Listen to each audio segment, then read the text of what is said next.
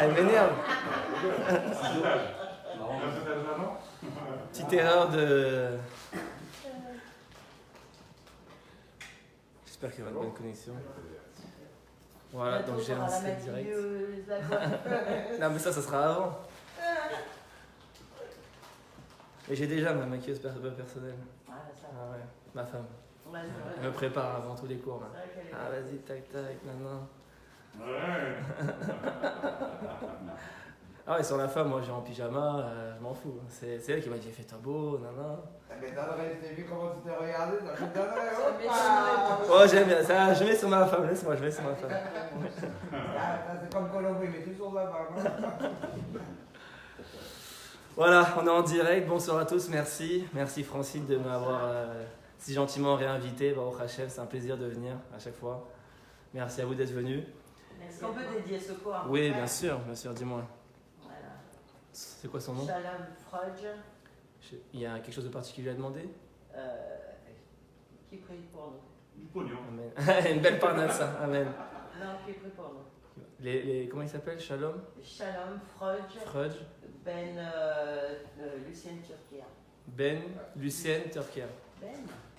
Fils Ben. Je peux faire la réfoua aussi? Oui, bien sûr. Attends, La réfoua chez les mains. j'ai mis la Batester. Jemila Batesser, une bonne guérison si Dieu veut mettre cette année. Amen. Voilà, donc, Moi aussi, j'en ai un. oui, C'est Yael Bat Mayan. Yael Bat Mayan. Réfoua Chez les mains, amen, amen. Tous les maladies en Israël. Amen, amen. Et que ce corona disparaisse. T'as raison. Amen. Voilà, donc la semaine dernière, on avait la paracha Noah et on avait parlé d'un sujet qui était un peu lié aussi à cette paracha. C'est pour ça que je veux juste réintroduire sur cette notion. Et après, on va parler directement de la paracha. Donc, le thème du cours, c'est les 3 épreuves de la terre d'Israël et les 3 plans d'action pour renforcer l'alliance qui correspondent en fonction des problèmes.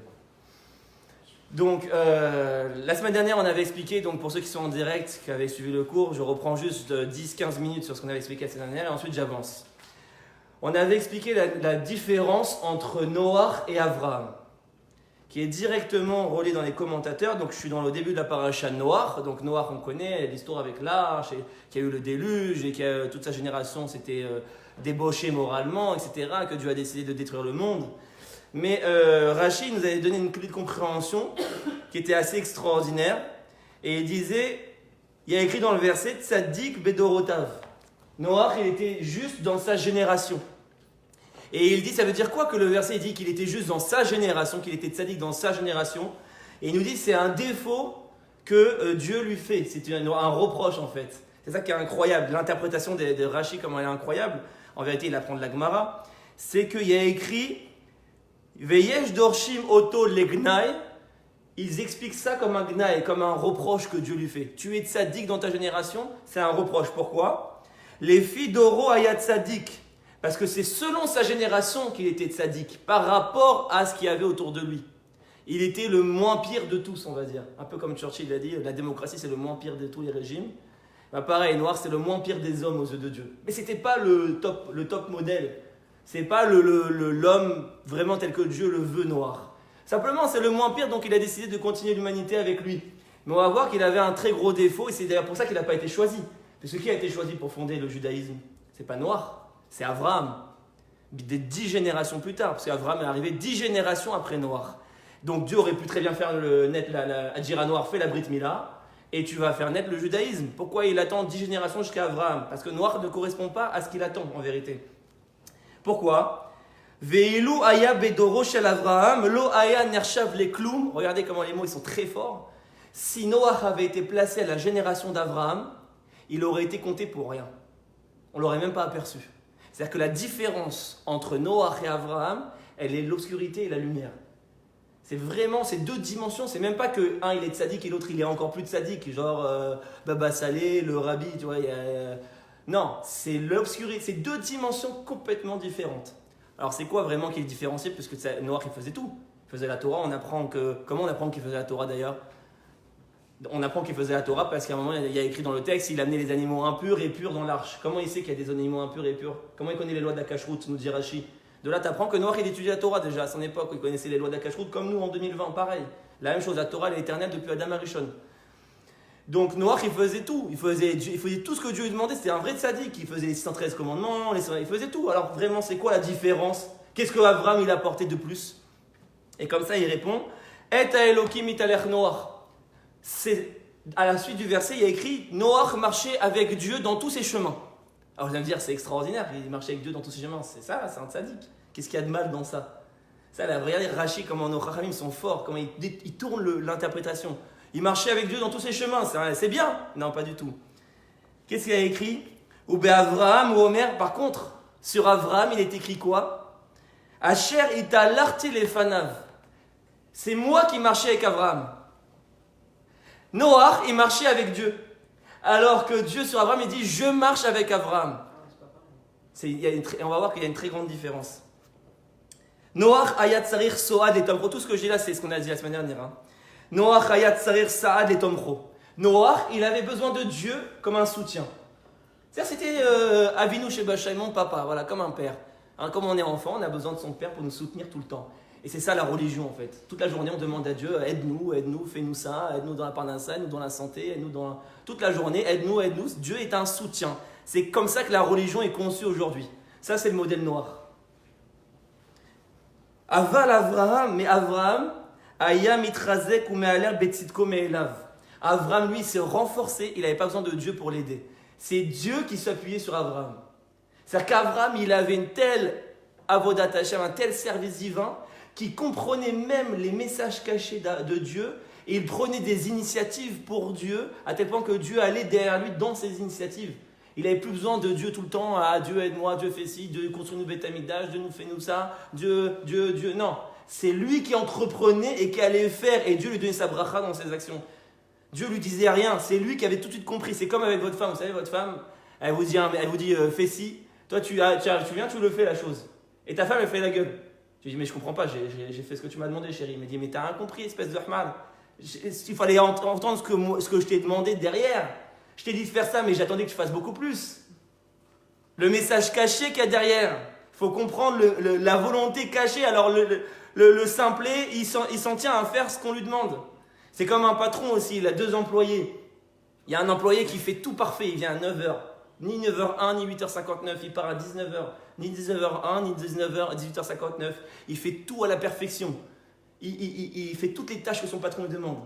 Est-ce que c'est l'employé parfait? Là, la comparaison est difficile parce que même Abraham, il n'aurait pas deviné ce que sa femme voulait. Quoi. C'est vrai qu'avec Sarah, il n'a pas deviné. Mais avec le patron, on a l'employé qui fait tout. Alors c'est un employé rêvé, c'est un employé parfait. C'est un employé très sérieux, assidu, parfait. Non, je préfère celui qui prend les Voilà, exactement. Exactement. Avraham, c'est l'employé qui fait des heures supplémentaires. Avraham, c'est l'employé qui comprend plus, qui prend des initiatives. Ça, c'est le patron pour un patron, c'est le top du top. C'est-à-dire, c'est vraiment, je peux me reposer sur lui, j'ai plus besoin de contrôler les choses. Et ça, c'est la différence entre Noach et Avraham. C'est-à-dire que Noach, bon, c'est le bon employé. Il fait les 613 mitzvot, il fait tout ce que je lui demande, il fait son Shabbat, il fait sa cacheroute, il met ses téfilles le matin, il se lève honnête. Très, très grand sadique. Il fait tout ce que Dieu lui demande. Mais Avraham, c'est autre chose. Avraham est dans une autre dimension. Avraham, il comprend les messages cachés d'Hachem et il va et il fait la volonté d'Hachem cachée que Dieu ne demande même pas. Il comprend, il prend des initiatives. C'est ce qu'il nous dit ici, regardez, la différence, le Siftei Chachamim. Donc pour ceux qui ne savent pas, le Siftei Chachamim, c'est le commentateur du Rashi. C'est-à-dire que Rashi commente la Torah et le Siftei Chachamim nous explique le Rashi. Et le Siftei Chachamim nous explique ici le Rashi et il nous dit quelque chose d'incroyable. Il nous dit De'eta Elokim italech Noach, c'est quoi que Noach il marchait avec Dieu? Mashma de lo aya elichato le bemakom she'en adam. Tu comprends de là que ça, il marchait là où il n'y avait aucun être humain. Il ne voulait pas aller à la rencontre des hommes. Il ne voulait pas. Sham qui Elohim levad, il allait là où il y a seulement Dieu. C'est ça pourquoi c'est négatif. Il y a écrit il marchait avec Dieu. C'est quoi la vraie kavana? C'est qu'il allait là que avec Dieu. C'est ça qu'il faut comprendre. C'est-à-dire que pas avec les autres. Il s'excluait du monde, il s'isolait. Il était dans sa yeshiva toute la journée, dans sa synagogue toute la journée. Il était connecté à Dieu de manière individuelle. C'était un très grand sadique de manière individuelle. Ve'aya poresh mibnei adam. Et il se séparait des êtres humains. Il ne cherchait pas à faire le chabad, à aller faire teshuva, etc. Pas du tout. Les filles Shayou Kulam Rechaim, ils disaient c'est tous des mécréants ma génération. Qu'est-ce que je vais aller moi essayer de les changer? Ça ne sert à rien. Au contraire. Ve'yera shema ilmad ma'aseh maraim. Il avait peur que c'est lui qui allait se faire influencer par les mauvaises actions. C'est pour ça qu'il s'isolait. Il se protégeait. J'ai peur peut-être que si je vais en boîte de nuit à Tel Aviv pour essayer de faire tchouva à des jeunes de boîte de nuit, peut-être que c'est moi qui vais être attiré par la boîte de nuit au final. Peut-être que c'est moi qui vais attiré par les belles femmes, c'est moi qui vais être attiré par toutes les tentations. Donc au lieu que c'est moi qui vais les influencer dans le bien, c'est moi qui vais tomber plutôt. Ça c'est la crainte de Noach. Donc il se séparait. Et qu'est-ce qu'il nous dit le Seder Khamim? Des Noach, lo hayat tzadik kolkar. Ce comportement-là de Noach, c'est pas tellement tzadik. C'est-à-dire c'est pas ça vraiment être un tzadik. C'est-à-dire que tu peux être le plus grand rave de ta génération, tu peux connaître la Torah par cœur, tu peux connaître la Gemara par cœur, tu peux avoir des extrêmes, des bonnes midotes, tu peux être gentil, humble, tout, t'es parfait, mais t'es encore pas tellement tzaddik. C'est pas ça être le top de tzaddik. Pourquoi? Aval Avram itrazek betzidko me'elav, les filles shayat tzaddik gamour. Avram lui c'était un vrai tzaddik gamour. Pourquoi? Ve'alach ben areshaim, toute la journée il marchait au milieu des mécréants, des mauvais de la génération. Il marchait au milieu d'eux. Il était en plein Tel Aviv avec tous les mauvais, etc. Bon, c'est caricaturé, bien sûr. Tel Aviv, il y a plein de gens bien. C'est caricaturé. Hein. Raconte ça avec les caricatures. Ouais. Alors, ben Areshaim, ou Mochichan, ou Megaeran. Et il avait la telle force. Il n'avait pas peur. Moi, je vais me faire influencer. Je suis connecté avec Hachem. Vraiment. Qu'est-ce que j'ai peur de quoi? Il marchait au milieu d'eux et il les convainc. Il arrivait à avoir un discours avec eux. Parce qu'Abraham, il avait une tolérance, une bonté. Donc, il n'était pas dans ah, t'es un mauvais, tu fais comme ci, tu fais comme ça. Non, il n'était pas dans le jugement. Il était dans l'amour, dans la bonté. Donc, il arrivait à créer un dialogue, même avec les pires de la génération. Et il arrivait à les convertir. Toute la journée, on dit qu'Abraham, il convertissait les gens. Velo aya yere shema il menasem. Et il n'avait pas peur. Il n'avait pas cette crainte. Ah, si j'y vais, peut-être c'est moi qui vais me faire influencer. Parce que quelque part, ça, c'est de la faiblesse. C'est de la faiblesse de dire ah je vais me faire influencer. C'est-à-dire que tu n'es pas encore vraiment tzaddik. C'est ce qu'il dit là, le Seder Chachamim. Les fichar l'autre ça, c'est pour ça qu'il n'avait pas besoin de soutien au niveau de Dieu. Il avait une telle force qu'il marchait. Il était connecté tellement avec Hachem à un niveau tellement plus supérieur que Noach qu'il n'avait même pas peur de quoi que ce soit. Le monde, souvent on me pose la question pourquoi tu veux rentrer en politique, c'est corrompu, etc. Je dis mais la protection du mal, qui est en vérité tout le système religieux depuis des millénaires. Même que ce soit dans les autres religions, mais aussi dans la nôtre. C'est ça la façon de vivre dans la religion. C'est comme ça qu'on éduque dans la religion, c'est de se protéger avant tout. Et bien ça, c'est qu'une étape. C'est important. Il faut passer par Noach. Mais ce n'est pas un but en soi. C'est pour ça d'ailleurs que ce n'est pas Noach le fondateur du judaïsme. C'est Abraham. Pour te dire, c'est quoi la vraie Torah? C'est quoi la vraie Torah qui a été fondée par Abraham? C'est ce modèle d'action, de vouloir changer les choses, de vouloir influencer, de ne pas avoir peur de l'extérieur. Au contraire, de vouloir amener la lumière, de diffuser. Avant, ce n'est pas vraiment de la Torah. Regardez, ce n'est pas Noach qui fonde le judaïsme. Mais il compte quand même, non? Bien sûr qu'il compte, j'ai dit, c'est une étape. Il y a une paracha C'est pour ça que j'ai dit, c'est une étape. J'ai dit précis, c'est une étape. C'est-à-dire qu'on doit passer par une étape de construction personnelle.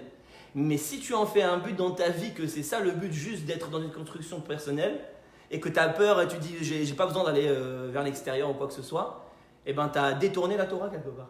Parce qu'au final, toute la Torah, c'est d'arriver à Abraham, au modèle d'Abraham, parce que c'est lui qui a fondé le projet finalement. Donc, Ah non, mais en vérité, si on était éduqué de la sorte, on pourrait, parce qu'on a toutes les forces en nous pour le faire. C'est juste qu'on est très très mal éduqué à cause des valeurs de la société actuelle, etc. On est toute la journée en train de casser nos forces à l'intérieur de nous en vérité. Mais dans notre nature, on pourrait tous aider Abraham. D'ailleurs, c'est la Gemara qui le dit. Tu dois te demander jusqu'à quand mes actions vont arriver au niveau d'Abraham. La Gemara dit chaque juif il doit se demander cette question, quand est-ce que je vais arriver au niveau d'Abraham? C'est-à-dire que la Gemara elle ne ment pas, c'est-à-dire qu'au fond de nous on a tous un potentiel Abraham. Mais simplement on est très endormis, très cassés aujourd'hui par tous les éléments extérieurs. Voilà, donc ça c'était ce qu'on avait expliqué la semaine dernière, ce chidouche là de cette différence de modèle entre Noach et Abraham. Comme quoi Noach est le modèle universel finalement, le modèle classique, puisque d'ailleurs c'est lui qui fonde le modèle universel pour tous les peuples, puisqu'on dit les mitzvot bnei Noach, vous savez quand les goïms leur disent on les mitzvot bnei Noach, on les appelle les bnei Noach, les enfants de Noach, c'est-à-dire que Noach c'est un modèle universel pour tout le monde. Et Abraham c'est le fondateur du judaïsme, c'est-à-dire qu'Abraham c'est le fondateur de la Torah, donc Abraham il est d'un niveau supérieur, et c'est ça le modèle du juif tel qu'il doit être, c'est-à-dire que le juif doit être un luminaire dans le monde, il doit diffuser la lumière. Il ne doit pas se dire simplement dénoncer le mal. Ah, t'as vu, c'est pourri, ah, t'as vu, c'est comme ça, c'est comme ça. Le juif est là dans le monde pour combattre le mal, pas pour le dénoncer seulement. Donc ça, c'était ce qu'on a vu la semaine dernière. Donc maintenant, on a idéalisé Abraham. Et là, je rentre vraiment dans le cours de la paracha de la semaine. On a idéalisé Abraham, et à raison, puisque Abraham, c'est donc le fondateur du projet, et c'est un homme extraordinaire, avec un chesed, à tel point que la Midata Chesed, c'est une image bien sûr, la Gemara nous dit que la Midata Chesed dans le ciel a dit « Enfin, j'ai trouvé un homme sur lequel m'appuyer dans le monde ». C'est-à-dire que c'est lui vraiment le modèle du chesed. On connaît les histoires quand il a accueilli les anges, alors qu'il avait fait la Brit Mila, etc. Bon, c'est un homme extraordinaire. Regarde le comportement qu'il a quand il arrive en Eretz Israël. La première chose qu'il fait, c'est qu'il va dans les plus grandes villes. Comme ça nous disent les commentateurs. Tout de suite, il va dans les villes où il y a du monde. Il ne va pas dans des villes où il n'y a pas de monde. Pourquoi ? Pour convertir un maximum de monde. Il pense comme ça, il construit sa vie en fonction. Et il va s'installer dans les grandes villes pour essayer de convertir un maximum de monde. Il n'a pas peur de la foule, il n'a pas peur du jugement des gens. Au contraire, il a tellement une telle influence, un tel charisme que les gens vont vers lui. Et il diffuse, il n'a pas de honte. Il construit toute sa vie en fonction. Donc c'est vraiment quelqu'un qui est dans ce Inyan-là, Abraham. Donc ça, c'est Abraham, c'est ce modèle-là. Maintenant, c'est là qu'on commence le cours de ce soir sur la paracha Lech Lecha. On va voir que cet idéal, ce modèle que représente Abraham, il a des limites. Et ça, c'est le cours de ce soir, c'est un peu des chidushim, parce que souvent, on entend parler des tzadikim, que c'est des gens extraordinaires, qu'ils ont des midotes incroyables, que c'est le modèle absolu. Mais les tzadikim font des erreurs aussi. Les tzadikim font des fautes. Ouais, et je vais vous le prouver dans la paracha. Dis le mot Lech Lecha pour celui qui n'a pas compris. Oui, je vais y arriver. Mais même les plus grands, c'est ça la force de notre Torah, c'est que la Torah ne nous ment pas. La Torah, c'est pas Jésus, l'homme lavé de la faute, l'homme lavé du péché, ou Mohammed, etc. Non, la Torah nous présente des hommes qui sont des modèles, mais avec leurs fautes, avec leurs erreurs. Ce sont des hommes malgré tout. Ce ne sont pas des anges. Tous les plus grands tzadikim, ils peuvent aussi faire des erreurs, ça arrive. C'est pas des dieux, c'est pas Dieu. Nous, on a souvent idéalisé les tzadikim, et que souvent, dès qu'on touche à un tzadik, tout de suite, on s'excite, qu'est-ce que tu touches, pour qui tu te prends. Non, la Torah parle aussi des erreurs, et on va le voir tout de suite. Et on va voir que le modèle d'Abraham, il a une certaine limite, et c'est ça qui va être le sujet de ce soir. Donc, pour traduire ce que la paracha nous parle, ici, on est à la période où Abraham, il a 75 ans. Il a construit toute sa vie. Il habitait donc en Mésopotamie. Donc c'est là où il y a l'Iran, par là. L'Irak, pardon. Là où il y a l'Irak, il habitait là-bas. Et il avait construit toute sa vie, que ce soit religieuse. Donc depuis qu'il a 3 ans, nous dit la Gemara, il a connu Hachem, il a combattu les idoles, de par son propre père d'ailleurs, Terrar qui était idolâtre. Il a combattu son propre père, il a diffusé la Emouna, il a eu des miracles incroyables. Vous connaissez l'histoire où il a été sauvé du feu. Quand il a combattu Nimrod. Nimrod, c'était un grand roi qui amenait tout le monde à l'athéisme, on va dire. Et Abraham l'a combattu, il s'est jeté dans le feu. On ne va pas rentrer dans les détails pour ceux qui ne connaissent pas les histoires. Mais en gros, Dieu l'a sauvé du feu. Bon, il a eu des miracles extraordinaires. Il a converti des milliers de gens à la foi en Dieu. Il a été un vrai soldat d'Hachem. Il a été très riche. Abraham, il était très très riche. Il avait des bétails à n'en plus finir. Il avait sa famille, etc. Bref, il avait sa femme, Sarai, qui s'appelait Sarai avant de s'appeler Sarah, etc., etc. Et maintenant, à l'âge de 75 ans, donc il est assez âgé quand même, c'est pas un petit genou encore, Dieu lui dit, ça y est, stop, tu quittes tout. Stop, tout ça finalement, ça m'intéresse pas encore. Et pourquoi je dis aussi fort, ça m'intéresse pas encore ? Parce que c'est ça la première prophétie de Dieu dans le monde. Il faut savoir la première parole d'Hachem dans le monde. La première fois que Hachem s'exprime à Abraham, la première prophétie qu'il reçoit véritablement dans la Torah écrite, c'est Lech Lecha. C'est quoi Lech Lecha ? Pars pour toi vers la terre d'Israël. Tu quittes tout ce que tu as construit, toute ta zone de confort, que ce soit spirituel ou matériel, les deux, ça change rien. Et tu vas vers une terre inconnue, là où habitent des gens, c'est des Cananéens, etc., qui l'attendent avec les dents jusqu'au parterre. Donc il peut se dire, je vais où ? Je vais me faire tuer. Parce qu'en plus, c'est pas encore un peuple, quoi. Aujourd'hui, nous, on est un peuple, Baruch Hashem, mais Abraham, il est qu'un individu encore. Donc, il peut arriver dans une terre et se faire exécuter tout de suite. Bon, et Hachem lui dit, va vers la terre que je t'indique. Et Abraham, en bon soldat d'Hachem, il fait son alia, il part en terre d'Israël, Bon, le sujet, pourquoi Dieu il veut vraiment ça, c'est des autres cours. Je peux pas, j'ai choisi un thème ce soir. Tout le sujet de la terre d'Israël, la valeur de la terre d'Israël dans la Torah, la place de la terre d'Israël dans la Torah, c'est des sujets à l'infini. J'ai fait des cours déjà là-dessus. Mais c'est pas le thème que j'ai choisi ce soir. Donc il arrive en terre d'Israël. Et là, Abraham, le soldat extraordinaire qui a jamais dans sa vie failli au service d'Hachem et à la foi en Dieu, il arrive en terre d'Israël et comme nous tous, ça devient difficile pour lui. La terre d'Israël va devenir difficile. Et là, je vous lis un peu le texte. Vous allez comprendre pourquoi c'est difficile. Parce que même Abraham, vous allez voir que même Abraham est tombé. Donc, il arrive en terre d'Israël. Regardez ce que lui dit Dieu, je vous lis. Vayomer Hashem el Avram, lech lecha me'artzecha o mimolatecha o mibet avicha. Pars pour toi vers la terre que je t'indique. Tu vas quitter ta terre, ta ville, ta maison, la maison de ton père. Donc, il abandonne son père. Imaginez, il abandonne son père. Bref, elle arrête Asher Areka et il lui donne toutes les brachot. Hachem lui dit fais-moi confiance. Ve'esecha le goy gadol. Je ferai de toi une grande nation. Va'avarechecha, je te bénirai. Rashi nous dit Mamon. Quand il dit Dieu te bénirait, c'est dans l'argent. C'est-à-dire tu vas être béni par l'argent. Tout le contraire d'aujourd'hui. Va gadela shemecha. Ton nom va être grandi dans le monde. Ve'eye beracha. Tu seras une bénédiction pour le monde entier. Or la goïm, etc. Va avarechecha, mevarechecha. Tout celui qui te bénira sera béni. Ou mekalelecha or. Et tout celui qui te maudira sera maudit. Venivrechu becha kol mishpechot adama. Et seront bénis par toi toutes les familles de la terre. C'est un beau programme. Voilà, ça c'est les paroles d'Hachem. Mais Hachem est sadique. Pas de sadique, hein, sadique. C'est une manière de parler, bien évidemment. C'est pour animer. Animer, ouais. Il n'est pas sadique, hein, mais pour animer. Donc Abraham, bien sûr, il entend ces belles paroles. Il va, en bon soldat d'Hachem, il y va. Il abandonne tout. Il abandonne sa famille, il abandonne sa maison. Un peu comme nous, quoi. Nous aussi, on a abandonné beaucoup de choses par la France. C'est un peu le principe de l'Alia, c'est de casser sa zone de confort. Et donc Abraham, le premier juif dans le monde, l'a fait. C'est un modèle pour nous. Il nous a inspiré déjà parce que c'est ça la Torah, c'est d'être ce que tu enseignes. Donc s'il n'y avait pas Abraham qui avait fait ce qu'on on vit aujourd'hui, on n'aurait aucune raison de le faire. Parce qu'Abraham, il l'a fait il y a 3000 ans et qui nous a inspiré cette voie-là d'action. Alors aujourd'hui, on le fait. Bref, mais comme nous, Abraham va avoir sa propre limite par rapport à la terre d'Israël. C'est-à-dire que la terre d'Israël, c'est la plus grande épreuve de foi en Dieu qui a jamais existé. À tel point qu'Abraham lui-même tombe. Donc qu'est-ce qu'il arrive? Déjà, première chose quand il arrive, Vaknani Asbaaretz, il rencontre tous les Cananéens, comme je vous ai dit. Donc des gens pas très gentils, qui l'attendent un peu, hein, les Palestiniens de l'époque, on va dire. Un peu avec les dents jusqu'au par terre. Bon, il lui dit, etc. Et ensuite, qu'est-ce qu'il a écrit? Hachem, il a promis quoi? La bracha, l'argent, la fertilité, etc. Tout de suite, Vayehi Ra'av Ba'aretz. Et voici que fut une très grande famine en terre d'Israël. Tout le contraire de la promesse de Dieu. Voici une très grande famine en terre d'Israël. Dès qu'Abraham il arrive, qu'est-ce que fait Abraham?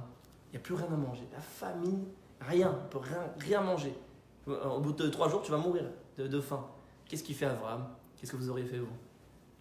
On serait reparti. On repart en...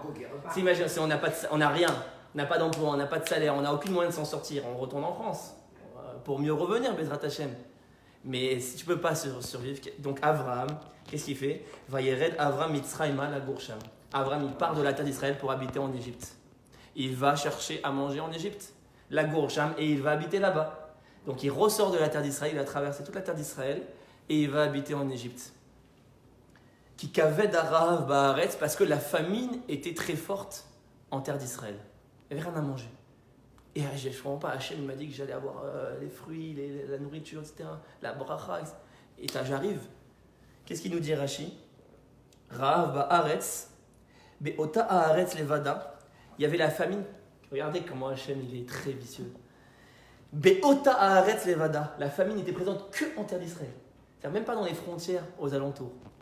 Il y avait comme une sorte de miracle. Dès que vous passez la frontière d'Israël, il n'y avait pas de famine. C'est intéressant.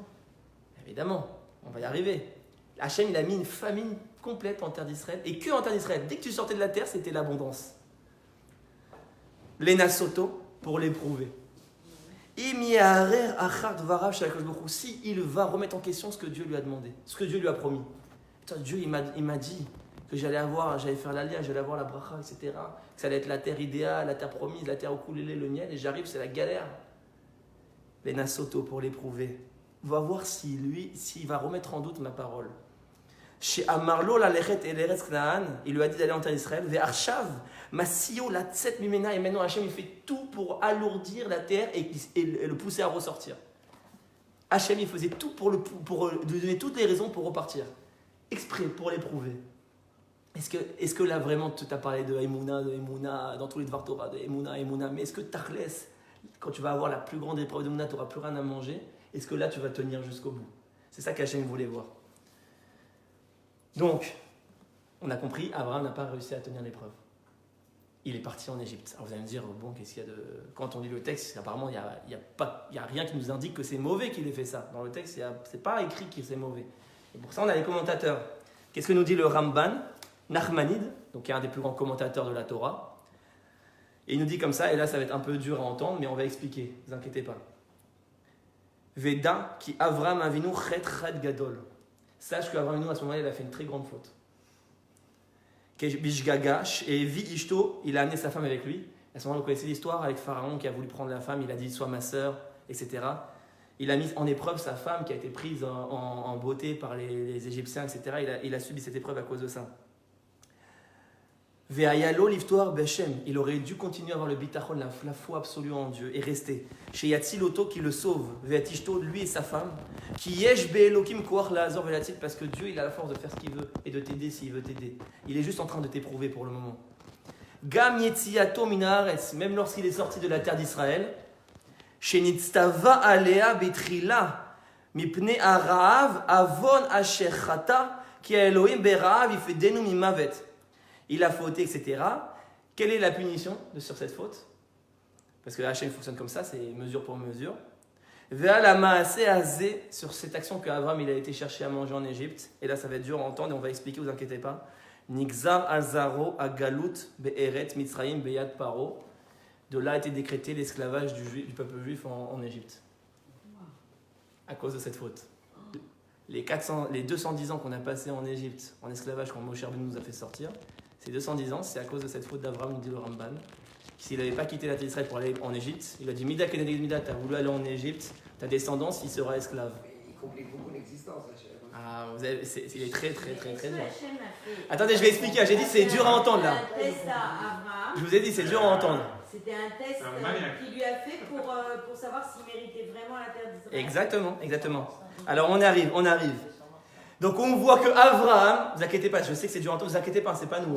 Nous, les punitions sont en fonction du niveau. Vous savez, non mais les punitions sont en fonction du niveau, c'est-à-dire que nous, si on n'a pas ce niveau 3, on n'aura pas la même punition, ne vous inquiétez pas. Il y a un principe qui dit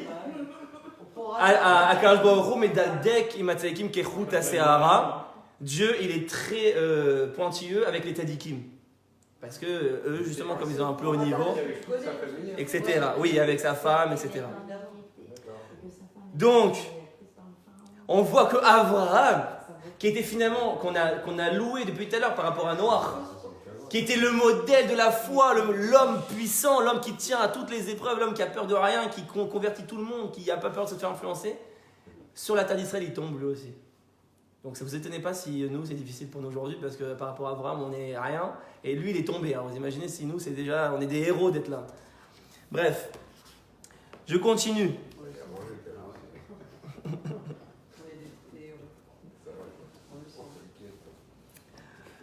Ça, c'est la première épreuve. C'est ça le titre que j'ai dit, les 3 épreuves. Première épreuve de la terre d'Israël, qui est dans le programme. C'est comme ça. On ne peut pas y échapper. Qu'on soit riche, pas riche, c'est l'épreuve de la parnassa. L'épreuve de la nourriture. La terre d'Israël, quand tu arrives, c'est d'abord un esprit de famine. Il y a un esprit de famine, c'est une image de la famine. C'est-à-dire que tu t'essors au niveau financier. C'est le programme. On ne peut pas l'éviter. Vous connaissez pas la blague comme...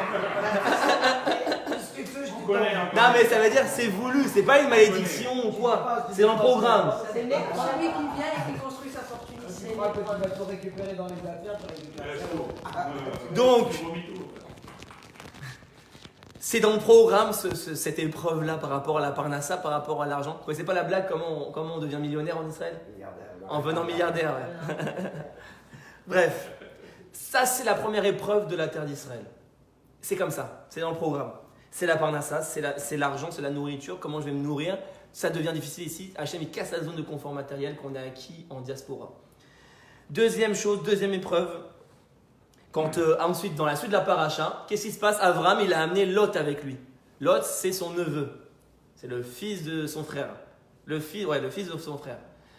Et Lot, bon, c'est quelqu'un qui, selon la Torah, n'est pas très tzaddik. Et à un moment donné, Avram et Lot, ils ont un... Je passe les détails, mais ils ont un différend. Et ils vont se séparer. Et Avraham, il y a écrit Avraham Yashav ba Eretz Knaan. Avraham, il va aller vers les Cananéens qui habitent plus l'est de la terre d'Israël, là où il y a la Judée-Samarie actuelle. Donc Avraham, il habitait là où il y avait la Shrem, par là. Velot Yashav Berakikar va Yalazdom, et Lot, il allait vers Sédom et Gomorre, qui était plus à l'ouest. Et Lot, il allait habiter à l'ouest. C'est au centre, quand même.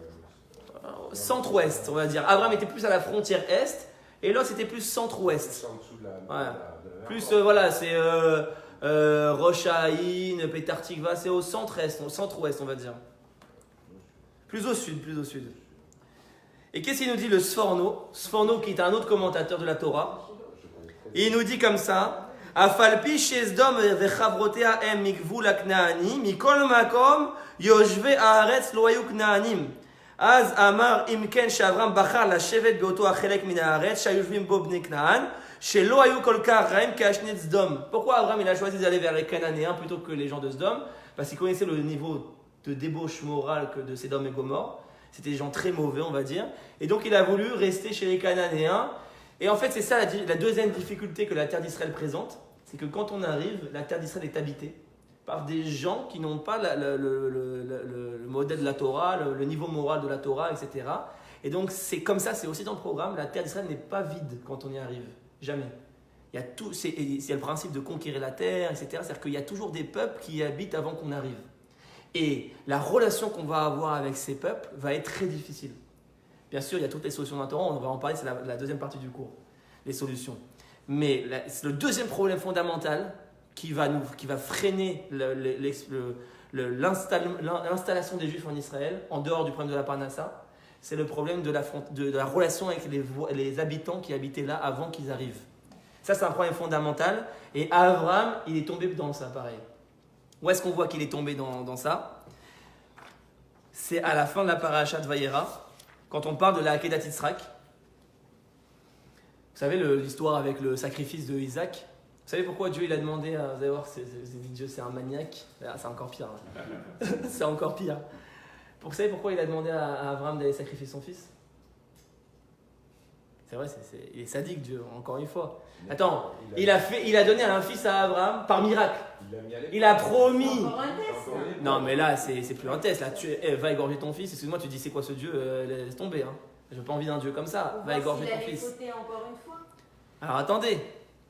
Il demande à Abraham de sacrifier son fils alors qu'il l'a donné en miracle. C'est-à-dire Sarah, elle connaissait l'histoire, elle a rigolé, elle ne croyait pas. C'est-à-dire qu'il a fait dépasser toutes les lois de la nature pour donner cet enfant à Abraham et Sarah, un miracle surnaturel, pour 2 minutes après lui dire va le tuer.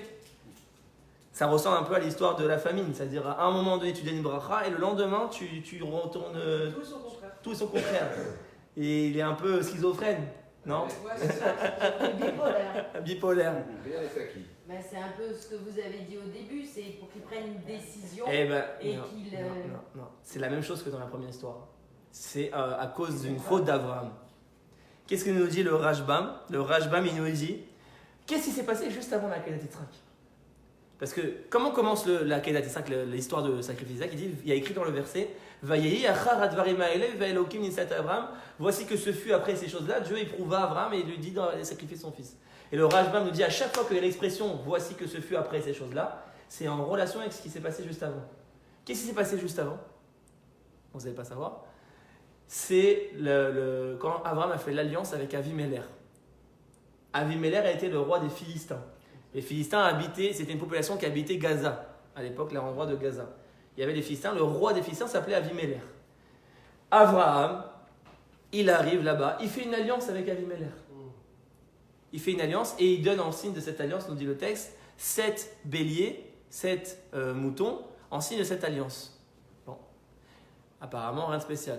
Le Rashbam nous dit, à cause de cette alliance qu'il a fait avec l'habitant de la terre, parce que Dieu il avait interdit de faire cette alliance, il y a écrit dans les versets, tu ne feras pas d'alliance avec les habitants de la terre, c'est une interdiction de la Torah. Alpidin Torah, c'est une interdiction. Tu n'as pas le droit de faire une alliance avec les habitants qui habitent là. À cause de cette alliance que tu as fait, alors tu vas sacrifier ton fils. Attendez, je vous explique. Pourquoi? Qu'est-ce qui s'est passé? Abraham, on sait que c'était un guerrier. Il a fait la guerre contre Nimrod, il a fait la guerre, il avait peur de personne. Pourquoi il a fait cette alliance maintenant avec Abimelech alors que Dieu lui a interdit de faire cette alliance? Il a été contre Dieu parce que Dieu lui a dit tu ne feras pas d'alliance. Pourquoi il a fait cette alliance? C'est très simple à comprendre. Parce qu'en vérité, Abraham, quand il s'agissait de lui, il était prêt à mourir pour Dieu. Il n'y a pas de problème, moi je meurs pour Dieu, je crois en Dieu, je fais tout pour Dieu. Mais quand son fils est né, c'est plus compliqué. Parce que mourir pour Dieu, pour toi, mais quand tu as ton fils, d'un seul coup tu deviens protecteur, tu as peur pour tes enfants. Donc ton niveau de bitachon est encore plus éprouvé quand il s'agit de tes enfants. Ton niveau de émouna est encore plus éprouvé parce que toi tu es prêt, tu peux mourir pour ta cause, mais tes enfants tu as envie de toujours les protéger. À partir du moment où Yitzhak est né, il a eu peur, il voulait le protéger comme ça nous dit le Rashbam, il a fait cette alliance pour se protéger de la menace des Philistins. Dieu lui a dit, tu as voulu par cette alliance protéger ton fils, pareil, mesure pour mesure, tu iras sacrifier ton fils. Tu crois que c'est par des alliances diplomatiques que tu peux te protéger, alors que la nation d'Israël a été choisie par Dieu et le protecteur de la nation d'Israël c'est Dieu. C'est moi ton protecteur. C'est moi qui te fait nourrir ici chaque seconde. C'est moi qui t'empêche que tes ennemis te détruisent chaque seconde. C'est pas Tsahal. Bien sûr que c'est par l'effort. Il ne faut pas rester à la maison et dire non, il n'y a pas d'armée, etc. Bien sûr que tu dois construire une armée. Bien sûr que tu dois faire ci. Mais tu crois que c'est par ça que tu gagnes. Tu crois que tu peux battre 6 armées ennemies par la rationnelle des choses. C'est moi ton protecteur. Ne l'oublie jamais.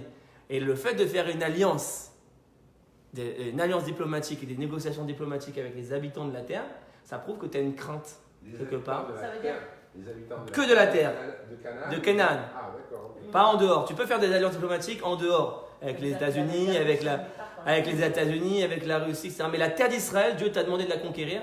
Dieu t'a demandé, la terre d'Israël, je l'ai donnée à Abraham, au peuple juif. Et le juif, il a une responsabilité de prendre cette terre. Pas que la terre est à nous maintenant. La terre n'est pas à nous, la terre est à Dieu. Donc si tu es prêt à la partager, c'est que tu crois que la terre est à toi. Si tu as compris que c'est Dieu qui t'a donné cette terre et que c'est Dieu qui te donne la légitimité sur cette terre, bah, tu ne vas pas la partager. Si ton père il te fait un cadeau, tu vas le partager avec quelqu'un. C'est mon père qui m'a fait un cadeau. Mon père il m'a acheté un cadeau, c'est à moi, je ne vais pas le partager. Ça a une valeur parce que mon père me l'a fait. Bref. Donc la deuxième épreuve dans laquelle Abraham tombe, et il échoue et il va être puni directement. Bon, comme je dis, c'est parce que c'est Abraham qu'il est puni aussi durement. Parce que Hachem, c'est l'homme qui l'attend de lui. C'est le tzaddik. Donc il est tombé, à ce moment-là il a fait une alliance pour protéger son fils et Dieu lui a dit, t'as oublié que c'était moi le protecteur de ton fils. Boum. Donc encore une fois Abraham il tombe. Depuis tout à l'heure on descend un peu Abraham. On s'est fait exprès, on va voir pourquoi. Et la dernière, ça c'est la deuxième épreuve. Donc je répète, première épreuve, la Parnassa. Deuxième épreuve, les relations avec les habitants de la terre, donc la guerre qu'il va y avoir, toutes les tensions qu'il va y avoir. C'est tellement actuel, hein, tout ce qu'on dit, vous avez compris. Hein? On va y arriver. Ben non, c'était une très grosse erreur. Et la troisième chose, la troisième épreuve fondamentale, oui, elle est là. Et là, ça va moins nous concerner. C'est une épreuve qui va concerner plus les religieux. Enfin, les vrais religieux, on va dire.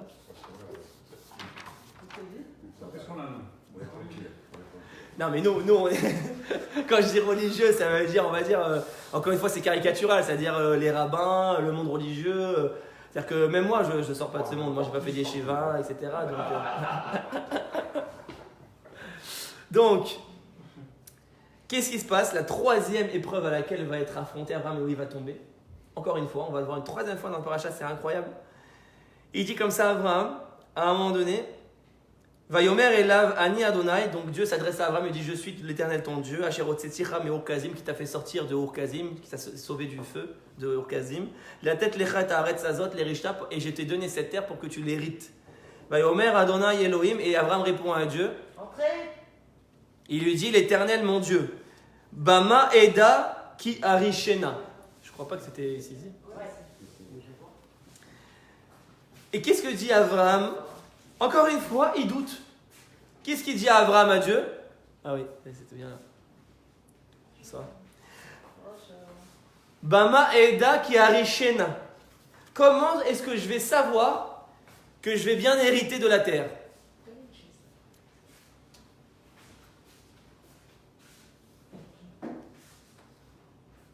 On recommence. Installez-vous.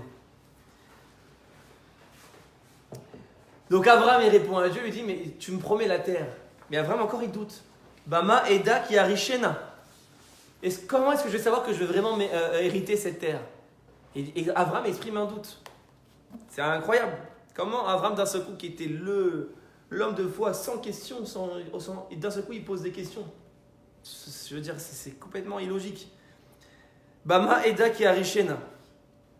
Qu'est-ce qu'il dit le Sforno encore une fois? Regardez ce qu'il dit. Qui oulai, c'était quoi la crainte d'Abraham? Vous allez voir, vous allez comprendre. Qui oulai yechatu, là je vais peut-être me faire descendre, mais bon c'est pas grave. Qui oulai yechatu abanim velo yisku leresh. Peut-être que mes enfants, ma descendance vont fauter, vont pas être au niveau que tu attends, et donc ils vont pas mériter, la terre va les vomir. Vous connaissez ce discours que la terre vomit ses habitants et que si on n'est pas au niveau donc Abraham exprime un doute légitime. Il dit moi, bon, il parle pas de lui-même, il dit il a un grand niveau.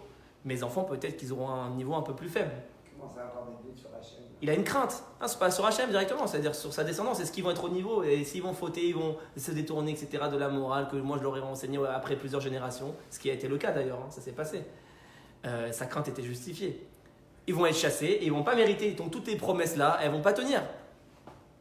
Donc, il a une crainte légitime, presque protectrice, c'est-à-dire il fait ça par amour pour ses enfants, en disant s'ils vont fauter, peut-être qu'ils vont se faire chasser, etc. Vous savez, d'ailleurs, c'est aussi le discours de certains, même très grands rabbins. Moi, j'ai entendu aussi même que le rabbi lui-même. Le rabbi lui-même, dans une génération, des fois, il disait à des gens, n'allez pas en terre d'Israël, vous n'êtes pas prêts. Ça arrivait. Alors, des fois, il disait oui, des fois, il disait non. En fonction de ce qu'il jugeait, de ce qu'il voyait. Il disait, peut-être qu'aujourd'hui c'est un État laïque, c'est un État tel que la Torah ne le veut pas, il y a plein d'influences, il y a plein de choses qui ne correspondent pas aux valeurs de la Torah. Peut-être qu'en venant en Israël, on va descendre religieusement. On va quitter notre confort à New York, notre 770, on va quitter notre synagogue à Paris, notre confort religieux à Paris, etc. Peut-être qu'ici, avec toute l'influence, les laïcs et tout, et la gauche et machin, qui combat la religion, peut-être que ça va pas marcher. Donc, il vaut mieux rester encore en route l'arrête et garder son niveau spirituel plutôt que de prendre le risque de venir en terre d'Israël. Et au contraire, la terre d'Israël, peut-être, au lieu de me faire monter, elle va me faire descendre. Et bien ça, c'est la crainte d'Abraham explicite. Mais c'est pas une erreur de penser comme ça? Et c'est ce qu'on va voir, c'est pour ça que je vais me faire descendre. Parce qu'en vérité, regardez ce que dit le Balatorim. Et là encore, c'est très dur sur Abraham. Balatorim, c'est un autre commentateur. Regardez ce qu'il dit Balatorim. Bema Eda, quand Abraham il a posé cette crainte religieuse, c'est-à-dire est-ce qu'ils vont être au niveau moral, etc., pour tenir. Bama, le mot Bema, Be'edbesh, donc je passe, c'est une technique de valeur numérique. Vous savez que c'est un petit peu les valeurs numériques? Enfin, à Torah, on a des techniques comme ça, les guématriotes. Edbesh, c'est une technique de guématria. Je passe. En fait, comment ça marche? Les lettres sont inversées. Le mot Bama, comment ça s'écrit? Bet mem he. Bet mem he, ok, en hébreu. Comment, c'est quoi Edbesh? On va inverser les lettres. C'est-à-dire que par exemple, Aleph va devenir Tav. Bet va devenir Shin. Vous avez compris le principe? Gimel devient Resh. Tout le monde a compris le principe? Ça s'appelle Edbesh. C'est une technique d'étude dans la Torah. Et si tu inverses, si tu fais du Edbesh sur le mot Bama, on obtient Shitz. Le Bet devient Shin. Le Mem devient Yud et le He devient Tzadik. Et Shitz, Shin, Yud, Tzadik, ces valeurs numériques nous dit Veolé les Cheshbon Tav. Le bateau nous dit c'est la valeur numérique 400. Shin 300, Tzadik 90 et Yud 10, ça fait 400. Les Karnigzar al-Banav, excusez-moi, voilà, Xerat Tav, à cause de ce qu'il a dit, de ce doute-là qu'il a exprimé, a été décrété les 400 ans d'esclavage en Égypte. Pareil.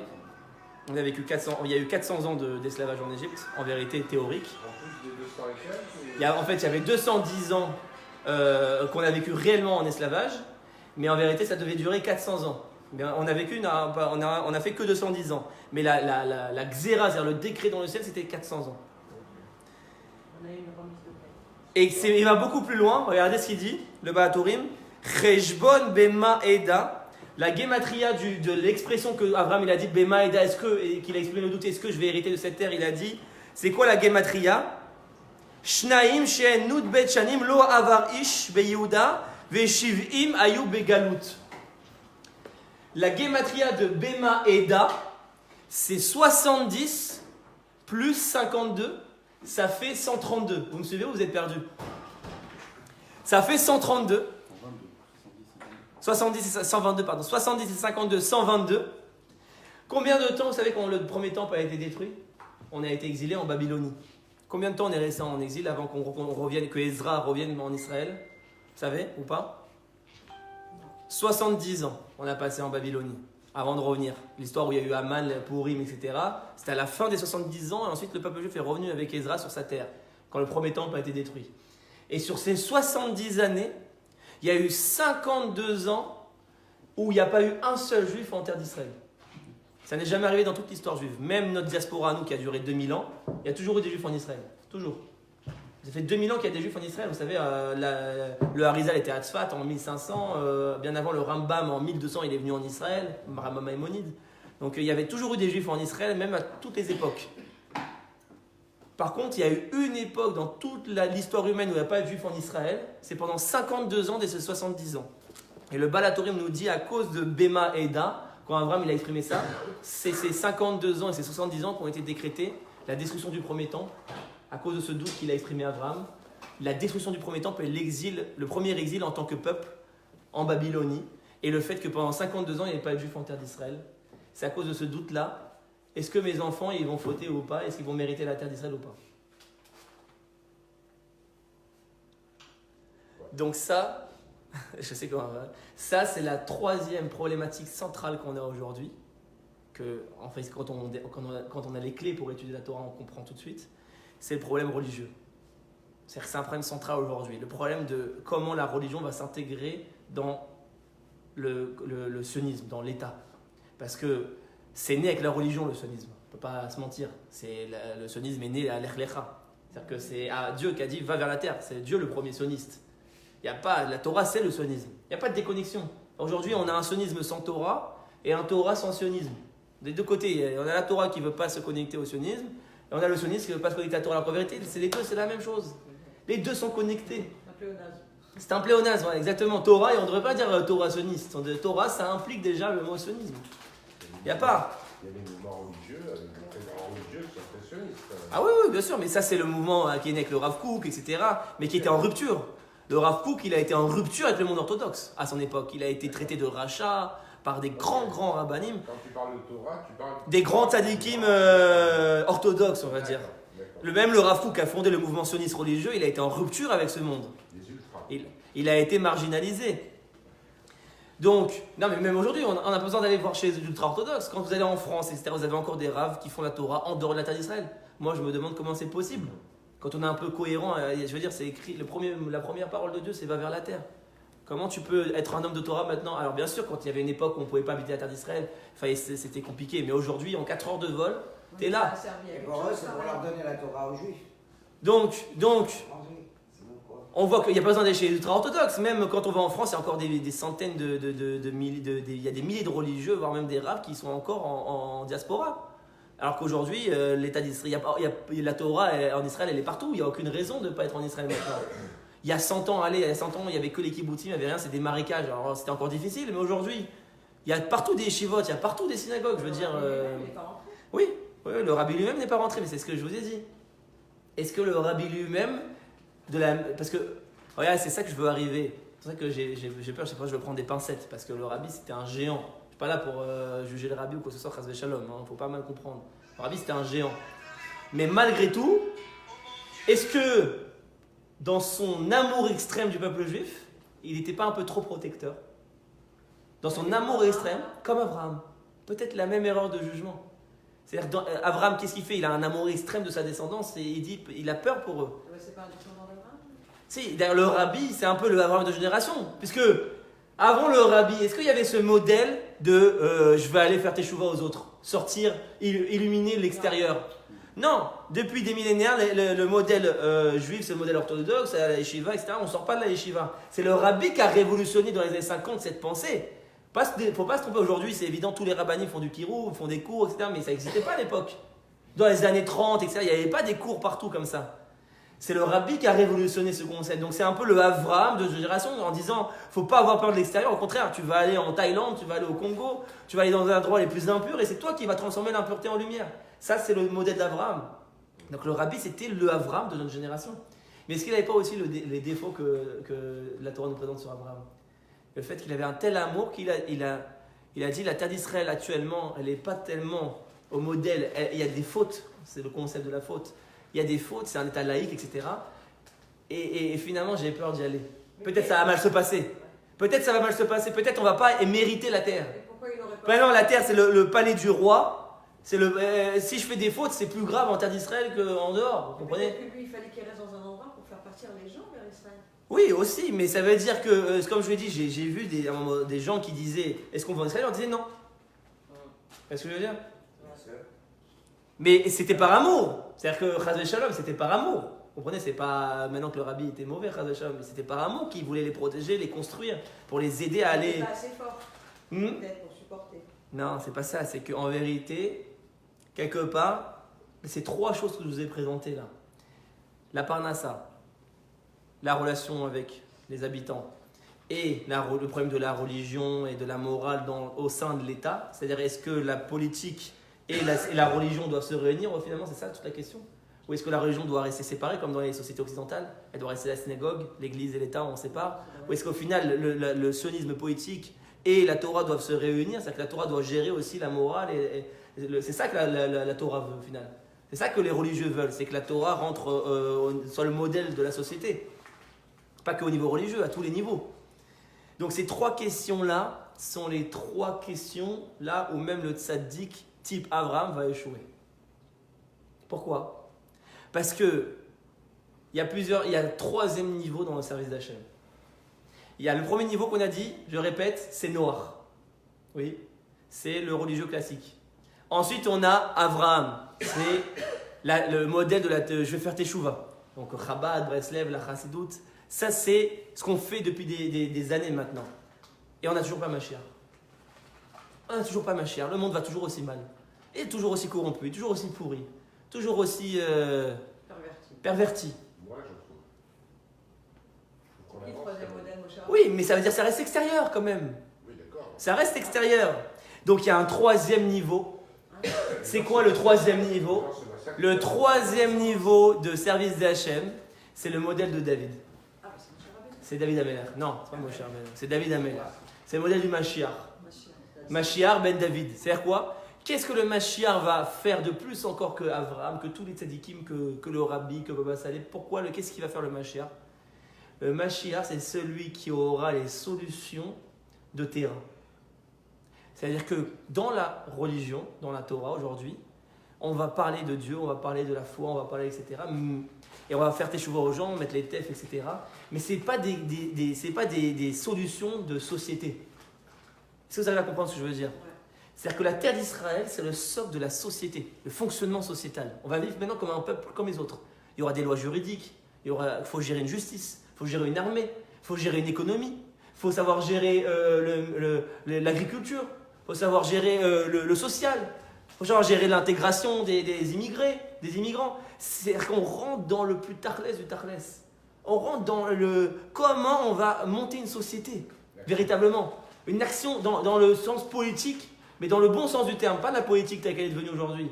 La politique telle qu'elle est à la base, c'est-à-dire les lois, la société telle qu'elle doit fonctionner, tarlès. Ça, Abraham, il n'a pas la solution. Abraham, c'est encore qu'un homme religieux, on va dire. C'est un homme de Dieu qui diffuse la foi, qui convertit des gens, comme le rabbi, qui convertit des gens, qui diffuse la parole de Dieu. Mais ça reste spirituel, vous comprenez? C'est-à-dire que je vais à la synagogue pour rencontrer le rabbi, le Chabad. Je vais à la yeshiva. C'est-à-dire que quand je suis dans la rue tous les jours, la société elle-même ne fonctionne pas sur les lois de la Torah. Comprenez? Donc on n'est pas encore au top niveau. Ce que le Mashiach lui va apporter. C'est pour ça qu'Abraham il échoue en terre d'Israël. Tant qu'il était en dehors de la terre, c'était le soldat parfait. Mais dès qu'il est question de politique, la relation avec les habitants, les alliances diplomatiques qu'il faut faire, comment gérer la parnassa, comment gérer le manger, la nourriture, l'agriculture, comment gérer qu'est-ce qu'on a dit, c'était quoi la troisième? La question de la religion, comment gérer le social, comment gérer les pauvres, etc. Quelles sont les lois, quoi? Là, Abraham, il a une limite. Le modèle d'Abraham a une limite. Parce que le religieux est encore trop spirituel. Il n'arrive pas encore à se matérialiser véritablement et à amener les solutions concrètes. Et c'est exactement le problème qu'on a aujourd'hui. C'est le problème fondamental. Ça veut dire qu'aujourd'hui, on a le monde religieux qui n'arrive pas à rentrer, à s'intégrer dans et c'est tout ça, tout le défi de la terre d'Israël. La terre d'Israël, c'est ce modèle où tu amènes le spirituel dans le matériel.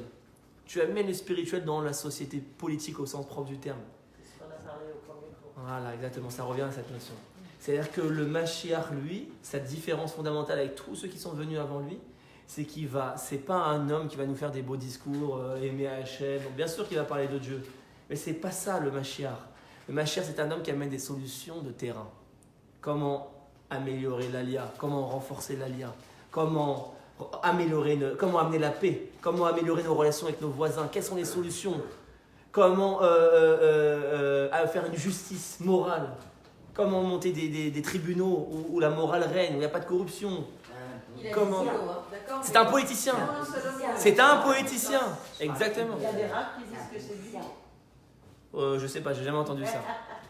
Et c'est ça, en fait, qui va manquer à Abraham. C'est que Abraham n'a pas les réponses politiques. Vous comprenez? Et c'est exactement ce que regardez, ça vous choque. Quand on va comprendre maintenant, mais en vérité, ça va être choquant. C'est tellement terrible. Regardez, un des plus grands tzaddiks de notre génération, à part le rabbi, c'était qui en Israël? Dans Séfarad, Rav Ovadia Yosef, qui était, on ne peut même pas parler de son niveau, on ne peut même pas parler. C'était un ordinateur et il avait une connaissance, il mangeait tout le monde. C'était un géant. Et pourtant, très moderne, mais c'est-à-dire que sur la question religieuse, c'était l'homme parfait. C'était vraiment le plus haut niveau. Au niveau de la connaissance, au niveau de l'amour de son prochain. Sommité. Le Rav Ovadia Yosef.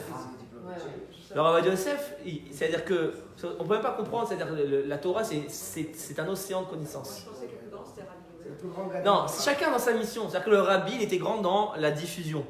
Il a révolutionné le judaïsme dans la diffusion. Le Rav Ovadia Yosef, c'était un géant dans la connaissance. Pour moi, il était plus grand dans la connaissance même que le Rabbi. Au niveau de la halakha. C'est-à-dire, tu lui disais une question d'halakha. Est-ce qu'il faut faire comme ça? Par cœur, il pouvait te citer 150 sources qui parlent de cette halakha et tous les débats de cette halakha sur n'importe quel sujet. Ouais, c'était vraiment... Et pourtant, c'est le Rav Ovadia Yosef qui a signé les accords d'Oslo. Ouais.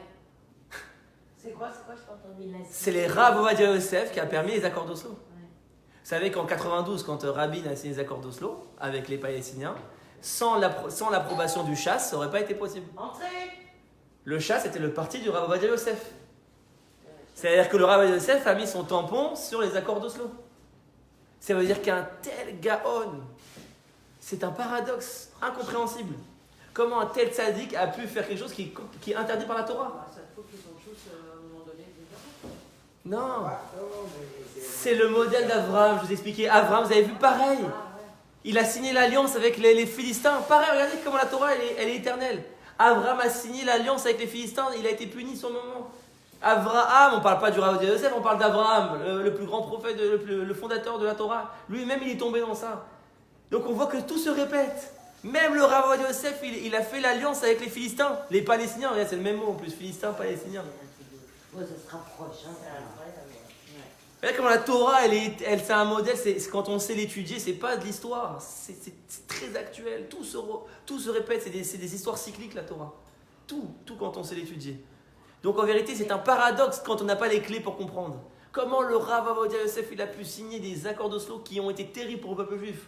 Vous savez que les attentats ont quintuplé après les accords d'Oslo. Ça n'a pas amené la paix, ça a amené la guerre. Ça a renforcé le terrorisme. Mais alors Hachem, il lui a fait aussi une épreuve à... C'est ce que je vous explique. C'est-à-dire que le religieux, dans le bon sens du terme, c'est pas une critique. Tu as été éduqué dans la religion, tu as été éduqué dans la Torah, dans le système religieux. À un moment donné, il y a une limite. C'est quoi la limite? C'est dans toutes les compréhensions des sujets de société. Comment gérer la société elle-même. C'est-à-dire que tu ne peux pas être ce qu'on appelle la malchoute, la royauté, ce qu'est le Mashiach. C'est-à-dire que la politique, tu ne vas pas avoir l'esprit, l'instinct de savoir quelles sont les vraies solutions au niveau politique. C'est pour ça que dès que même le plus grand sadique, dès qu'il rentre dans la politique, ça s'est toujours passé comme ça s'est mal passé. Et Abraham, on le voit lui-même, il est tombé 3 fois dans cette épreuve. Pareil dans la Parnassa, comment gérer l'alia, etc. Donc, ça, si on a cette clé, on a compris maintenant pourquoi. Parce qu'en vérité, c'est ce modèle-là qui est limité, et c'est le modèle du Mashiach qui va venir répondre à ce problème. Le Mashiach, il va prendre la Torah, et au lieu de l'étudier tel que le système religieux le fait actuellement, c'est-à-dire de l'étudier de manière théorique, intellectuelle, apprendre le chasse, apprendre la halakha, etc., il va l'étudier pour le rendre pratique. Comment je peux transformer la Torah? Tout ce que la Torah me dit, c'est loi divine, mais pour donner des solutions d'organisation de société. Comment la Torah doit répondre à tout. C'est-à-dire que si je n'ai pas de solution à un problème, c'est que la Torah a un problème. La Torah, c'est pas fait juste pour prier et étudier. Pas ça, juste Hachem, etc. C'est un mode d'emploi. Mais pour tout. C'est-à-dire que même les lois commerciales, un contrat de travail, combien de temps il doit durer, etc. Le médical, c'est ça le sens de la Terre d'Israël. C'est pour ça que le judaïsme de la Terre d'Israël est complètement différent du judaïsme de Chutz La'aretz, de France ou quoi. Parce que le judaïsme de la Terre d'Israël est messianique. Il devient politique. En Israël, je deviens une société, une nation. Avant, j'étais une religion. En France, je n'étais qu'une religion. J'allais à la synagogue, etc. Donc il faut une politique religieuse. Il faut une politique religieuse, bien sûr. Il faut connecter le sionisme et la Torah. C'est le défi majeur. On va y arriver. Un jour, on y arrivera, parce qu'on a la promesse d'Hachem qu'on va y arriver à la Géoula. Mais est-ce qu'il attend que ce soit les hommes qui... Bien sûr, c'est pour ça qu'on est là, qu'on en discute, c'est pour que tout le monde bouge. Pour qu'on les hommes vont devoir y arriver, ou est-ce que Mashiach va donner un coup de main pour y arriver? Non, c'est que nous, on va lancer le processus, et Mashiach, ça c'est d'autres cours que j'ai donnés où j'ai amené des sources. Bien sûr. C'est ça qu'il y a besoin de me dire, ah oui, mais tu casses l'espoir. Je dis non, mais excuse-moi, mais je veux dire... C'est pas possible quelque part. Qu'est-ce que tu as fait, David? Si. Ça justement, c'est possible. C'est ça le problème. Donc c'est que Ne serait-ce que par rapport à la défense, par rapport à Tzahal, on a besoin de Tzahal, aucun religieux ne fait l'armée. Mais c'est le problème. Vous savez qu'à l'époque du roi David, vous savez, à l'époque du roi David, vous savez qui faisait l'armée? Vous savez qui était sélectionné par... Excusez-moi. Tout le monde n'est pas étudiant. Juste excusez-moi, parce que comme on est en direct, il ne faut pas qu'il y ait trop de brouhaha. Comme on est en direct, il ne faut pas qu'il y ait trop de brouhaha, excusez-moi. Après, à la fin, on pourra vraiment discuter avec grand plaisir. Mais à l'époque du roi David, c'était inverse. Les soldats, c'était les plus grands tzadikim.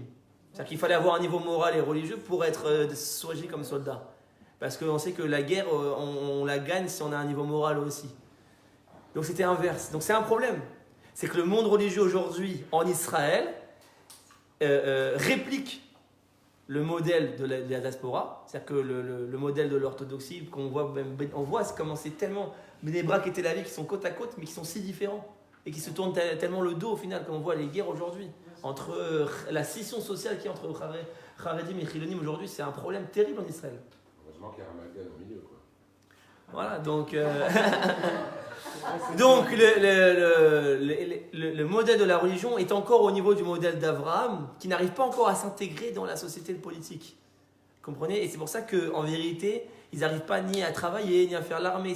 En vérité, c'est ce que les laïcs leur reprochent quelque part. Et voilà, ils vivent sur le dos de l'État, ce sont des parasites, et j'utilise leurs mots. Hein. Moi, je le sais pas, ça veut dire que je le pense, hein. Je précise. J'utilise juste leurs mots. Les Chilonim, c'est ce qu'ils disent. Moi, je lis les commentaires, etc. Ils disent ce sont des parasites, ils ne travaillent pas, ils vivent sur le dos de l'État, ils ne font même pas l'armée. Nous, on envoie nos enfants à l'armée. Eux, ils sont tranquilles à Yeshiva. C'est l'injustice. Parce qu'il y a cette scission sociale entre le religieux et le politique. La religion, par essence, elle se détache, elle est antinomique à la politique. Mais pas la Torah. C'est ça la force. C'est que la Torah, c'est pas la religion. C'est-à-dire que le judaïsme, c'est la religion. Et là, c'est un peu profond. Mais c'est au niveau des termes. Le judaïsme, c'est la religion, Et la Torah, c'est le mode d'emploi. C'est-à-dire que la Torah ne doit pas être antinomique à la société, à la politique. La vraie Torah, elle se fond et elle transforme la société. Et elle crée une société bonne. C'est-à-dire que c'est ça la Géoula. Bonne et unie. Et unie et équilibrée avec une justice.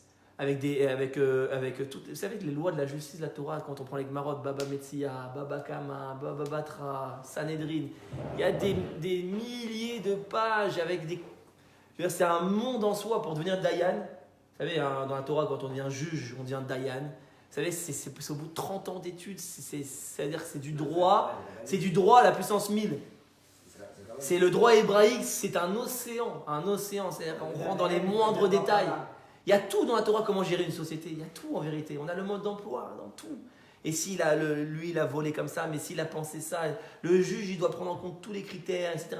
Comment on organise les tribunaux, comment on nomme les juges, sur quels critères, comment les juges crient, le nombre de témoins. Il y a tout dans la Torah. C'est pas que de la religion, la Torah. Il y a tout. C'est un modèle sociétal. Ça, c'est la vraie Torah. Et c'est ça qu'on doit retrouver. C'est le principal défi de la terre d'Israël. Et c'est pour ça que même Avram, il y arrive pas. Parce qu'Avram, il est né en Mésopotamie. Il est né dans cette dimension spirituelle de la Torah. Et donc, tant qu'il n'était pas en terre d'Israël, c'était l'homme parfait. On n'a jamais vu tomber. Dès qu'il arrive en terre d'Israël, tout ce qui concernait la société, il est tombé. Et on le voit à notre époque, ça s'est passé pareil. Donc je vais finir maintenant la conclusion. C'est quelles sont les solutions à apporter que la Torah préconise sur certains sujets. On ne va pas parler de tout ce soir, bien évidemment. Mais déjà quelques brides que j'ai moi-même insérées dans mon programme poétique de Hashem. Première chose, on a parlé de la Parnassa. Ça, c'est un des problèmes fondamentaux aujourd'hui qu'il y a dans la Aliyah, pour vraiment, parce qu'on parle beaucoup de la Aliyah, et qu'il faut dire aux Juifs de France de venir, etc. Mais excusez-moi, c'est vrai qu'il y a une volonté de faire l'Aliyah. Celui qui ne veut pas, il ne veut pas. Tu ne peux pas le forcer. Il veut rester en France, tu ne peux pas le forcer. Il faut une volonté déjà pour faire l'Aliyah. Mais c'est vrai qu'il y a beaucoup de barrières en Israël. C'est très difficile. La vie est très chère. Les salaires sont pas si formidables que ça. La proportion, disons, salaire-prix de la vie, c'est très difficile de tenir, financièrement parlant. C'est juste parce qu'il n'y a pas d'alloc, parce que sinon le rapport c'est un des pays les plus chers au monde. Ça, c'est 30% plus cher que la France. Les produits alimentaires sont 30% plus chers que la France. Non, c'est un vrai problème. C'est une vraie réalité. Il ne faut pas la nier. C'est une vraie réalité en Israël et je vais vous expliquer pourquoi. Il y a un vrai problème par rapport à ça. Je vais vous expliquer c'est quoi la solution. Il y a une solution très simple. Je vais vous expliquer pourquoi. Mais l'immobilier, vous n'avez pas l'impression que c'est du feu? Ah ben voilà. Donc c'est pas normal. Mais c'est parce que c'est les gens de diaspora qu'on fait monter ça. On va expliquer. C'est lui, il a dit le point le plus pertinent. C'est complètement faux de dire ça. Alors, s'il vous plaît, on finit. Après, dès que je coupe le direct, on peut en parler autant que vous voulez, Bédrat Hashem. Mais il y a une vraie réalité en Israël, c'est que la vie dans plein de domaines est inaccessible. D'ailleurs, l'accès à la propriété en immobilier est pratiquement impossible pour les jeunes couples en Israël, etc. Comme tu dis, c'est des investisseurs étrangers de la diaspora qui ont de l'argent de l'étranger, qui ont les moyens d'acheter. En Israël, vous savez que c'est une réalité, 95% des jeunes couples qui n'ont pas des parents pour aider, etc., ne peuvent pas devenir propriétaires. C'est impossible. Parce qu'il y a un apport à amener, etc. Bref. Donc, les conditions sociales sont déjà un premier frein à l'alien évident. C'est-à-dire que si on veut vraiment renforcer le kibbutz galouyot, si on veut vraiment amener une vraie alia saine, et il n'y aura pas d'échec, il n'y a pas de retour en France ou quoi, etc., la vraie problème de fond, c'est les conditions sociales d'Israël. C'est-à-dire que tu peux amener autant de Français que tu veux, mais il y aura toujours un problème, un affrontement avec cette réalité. On va y arriver, oui, on va y arriver. Ça, c'est le problème. La solution, la première solution, et c'est un de mes combats politiques, Bédrat Hashem, c'est ce qu'il a dit le monsieur, c'est qu'il faut savoir que Israël, c'est un système qui est né dans le communisme. C'est un système communiste, on a un communiste socialiste, c'est assez proche malgré qu'il y a des nuances entre les deux, mais c'est dans les kibbutzim, on avait la photo de Staline. Vous savez ça? Oui, dans les kibbutzim, on avait la photo de Staline. Shomer Hatzaïr et tous les mouvements de gauche, etc. Ils avaient la photo de Staline dans leur salon. Donc il y a un système communiste, etc. Et dans le communisme, il y a ce qu'on appelle des monopoles de marché. Vous savez ce que c'est des monopoles de marché? Les monopoles de marché, c'est ce qu'il y a en Israël en fait, c'est les restes du communisme. C'est qu'aujourd'hui, il y a des monopoles de marché, c'est-à-dire que tous les marchés sont contrôlés. C'est-à-dire quoi contrôler? C'est-à-dire qu'on prend le marché alimentaire par exemple. Si vous voulez il y a des quotas d'importation. Vous ne pouvez pas importer autant que vous voulez. Il y a des quotas de production. C'est-à-dire qu'un producteur, par exemple, je ne sais pas moi, il élève des poulets. Donc on est dans le marché du poulet. Et ben il y a 2 mois, j'ai lu un article dans Israël Hayom. L'institution qui gère le marché des poulets en Israël a sorti un ordre d'un agriculteur. Il lui a dit, tu as dépassé de 500 poulets l'élevage, tu dois les tuer. Ça existe en France aussi, ça. Non, pas comme en Israël. Pas comme en Israël. Ils ont fait tuer 500 poulets parce qu'ils avaient dépassé le quota. Quelle horreur. Ça, c'est la réalité en Israël. Ça, c'est les monopoles qu'il y a en Israël. C'est pas une loi à la C'est fin, encore ça n'a rien à voir. C'est une politique agricole. Ouais. La politique Donc, agricole à Bruxelles, elle est la même. C'est une politique de quota. Oui, mais je vous explique pourquoi les prix sont chers. Pourquoi les prix sont chers? Parce que comment on définit un prix? Un prix est défini en fonction de la quantité ou du manque. D'où est né l'argent? L'argent, c'est né d'un manque. Par exemple, j'ai 4 pommes et j'ai 4 personnes. Je n'ai pas besoin de mettre un prix, puisque j'ai une pomme qui va à chaque personne. Mais si j'ai 4 pommes et 8 personnes, eh ben là, ça c'est la notion mais sinon, il y a un prix, on fait un prix d'achat. Et plus il va manquer quelque chose, plus c'est rare, plus le prix va être élevé. Plus quelque chose est rare et manque, et plus son prix va être élevé. Plus le produit est abondant, plus son prix va descendre. C'est logique. C'est pour ça que d'ailleurs, même, c'est pas qu'en Israël, il y a des réalités aussi dans le monde entier. J'ai lu un article aussi, une fois, il y a une société qui vient de brûler 8000 tonnes de pommes de terre, parce que sinon ça aurait fait trop baisser les prix. Ils font brûler des tonnes de pommes de terre. Oui, mais c'est ces monopoles qui créent le manque. Mais c'est pour ça que les prix sont si élevés, je vous explique. La vie est très chère en Israël parce qu'il y a des institutions qui gèrent et qui contrôlent les marchés. Si vous voulez importer, moi j'ai un ami qui voulait importer des produits alimentaires, il y a des taxes de folie. Les voitures, vous savez que le prix des voitures en Israël, les voitures c'est plus que le double. J'ai vu jusqu'à 120%. Jusqu'à 120% plus cher. C'est un pays qui a 70 ans, il n'y a pas encore d'industrie d'automobile. Oui, mais c'est-à-dire, aujourd'hui on n'est pas là pour critiquer, Chas Shalom. On n'est pas là pour critiquer, on est là pour essayer de constater, pour trouver des améliorations. Où est-ce que sont les axes d'amélioration? Parce que comme tu dis, c'est un pays si jeune. C'est un pays si jeune, je préfère, on avance un petit peu. On en discute après vraiment, s'il vous plaît. C'est un pays très jeune, comme je le dis si bien, mais ça veut dire aussi qu'il y a encore beaucoup d'axes d'amélioration. Et ce n'est pas une critique. Et ce qui s'est passé en Israël depuis 70 ans, c'est un miracle, c'est extraordinaire, tout ce qui s'est construit en Israël. Mais c'est, bien évidemment, mais on est là aussi pour essayer de dire, bon, c'est quoi les combats d'avenir? Où est-ce qu'on veut aller? Quels sont les axes d'amélioration? Là, on parle du social. Le social, c'est pas forcément, vous savez que le social, c'est pas forcément donner à un pauvre. Le social, c'est pas forcément faire du chesed. Ça, c'est le vrai social. Parce que si tu fais descendre les prix, pourquoi c'est aussi cher? Parce que maintenant, le producteur qui fait du poulet, il ne peut pas faire les prix qu'il veut maintenant, il est obligé de vendre plus cher. À partir du moment où le fournisseur vend plus cher, donc forcément au détail ça va être plus cher aussi. Vous comprenez? Donc tout ça c'est une chaîne de production. Donc non mais c'est particulier en Israël, je vous le dis, les prix sont très très chers en Israël à cause de ça. Pareil pour l'immobilier, c'est pareil. Pourquoi l'immobilier? C'est parce qu'il y a très peu d'offres, c'est pareil. Il y a plus de demandes que d'offres, c'est la loi de l'offre et la demande. Pour ceux qui font un peu d'économie, en Israël il y a très peu d'offres, tout est serré. Il y a Tel Aviv autour des Merkaz, donc ça augmente, c'est du feu. Si demain on conquérit la Judée-Samarie, qu'on étend, qu'on construit des villes, et qu'on construit des villes économiques à Shrem, à Hebron, et qu'on développe la Judée-Samarie, qu'on développe le territoire national, tel que la Torah le veut, tout de suite tous les prix vont redescendre. Ça c'est du feu parce que on est dans un territoire complètement concentré. Les gens ils veulent cet endroit parce que c'est le centre. Donc un des premiers combats à mener en Israël de fond, véritablement de fond, c'est de combattre ces monopoles. Combattre ces monopoles, et Bibi a commencé. Vous dites que Bibi ne fait pas de social, c'est vrai, du pur social à la française ils n'en font pas, ça c'est vrai.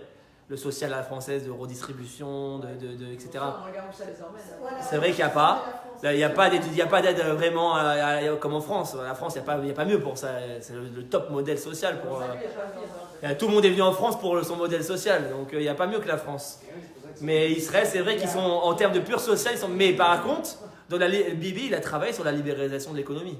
Il a travaillé sur la libéralisation des marchés, il a combattu certains monopoles. Regardez par exemple dans les téléphones. Il y a que ça. Ouais, les téléphones, etc.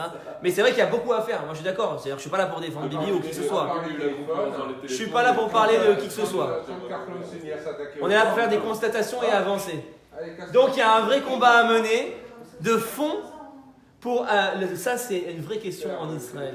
À partir du moment où les prix vont avoir un vrai sens, normaux, décents, les gens auront beaucoup moins de problèmes. Non, mais Chiar, il y a du travail. Bien sûr qu'il y a du travail. C'est Bien sûr. évidemment. Mais c'est ce que je vous dis depuis tout à l'heure, c'est pas un religieux à proprement parler.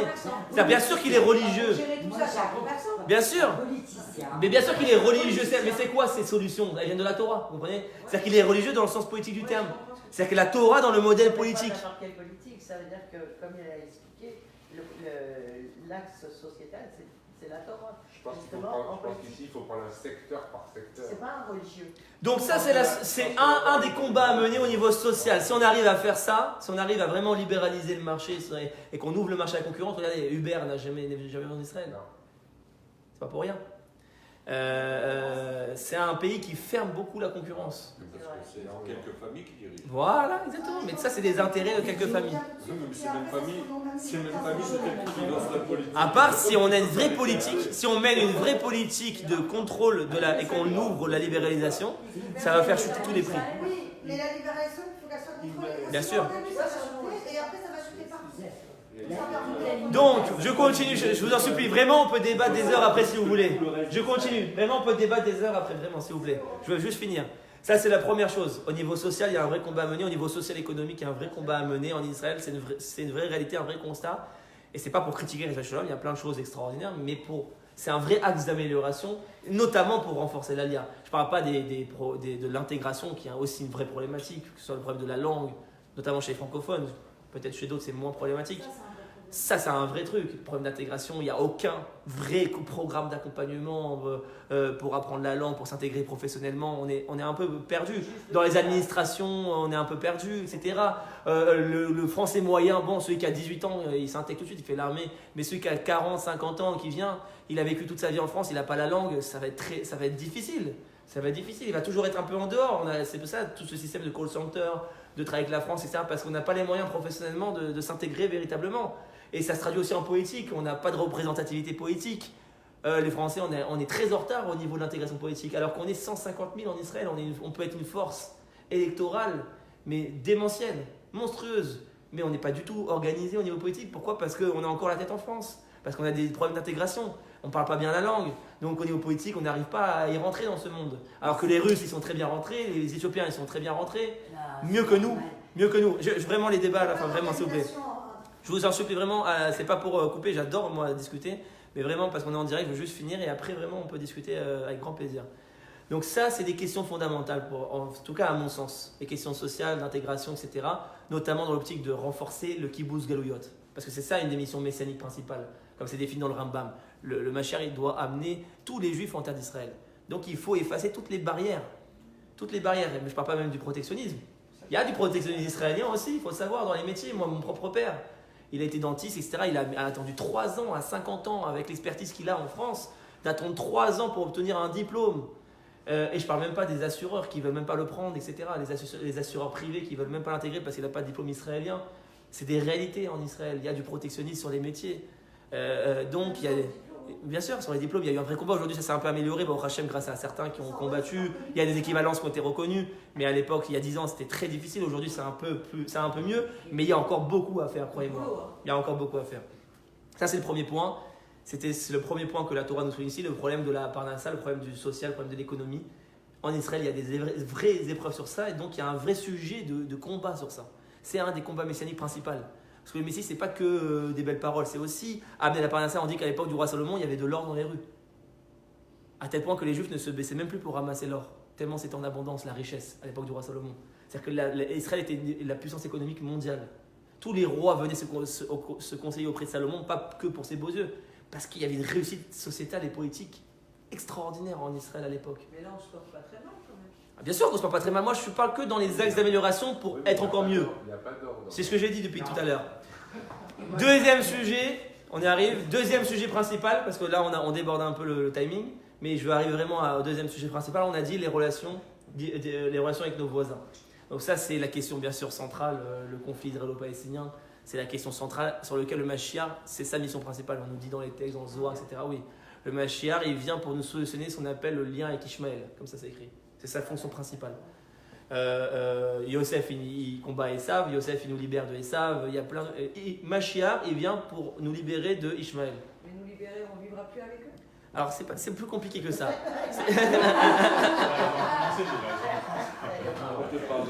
Disparaître de la surface de la terre. C'est plus compliqué que ça. C'est plus compliqué que ça.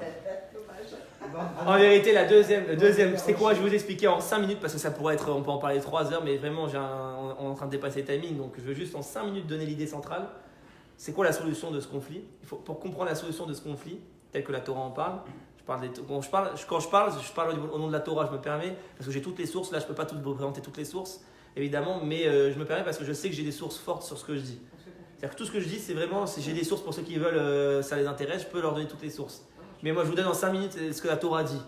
Le problème fondamental qu'on a avec nos voisins, ce n'est pas les peuples eux-mêmes, comme certains, même dans le mouvement nationaliste, peuvent faire croire qu'on peut tomber dans le racisme, de dire « Ah, les Arabes, ils sont mauvais », ça, non. Non, c'est plus compliqué que ça.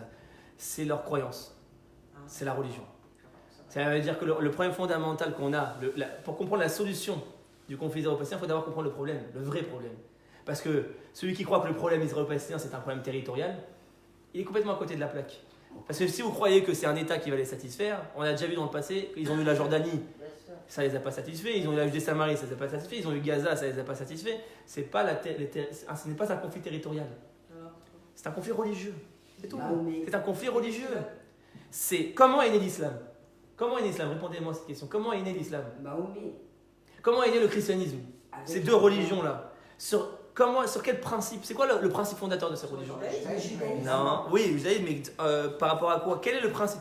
Le principe fondateur, je vais vite. La conquête. Non, le principe fondateur, non. Oui, l'idée de séparation, mais plus profondément. C'est que basé sur la justice.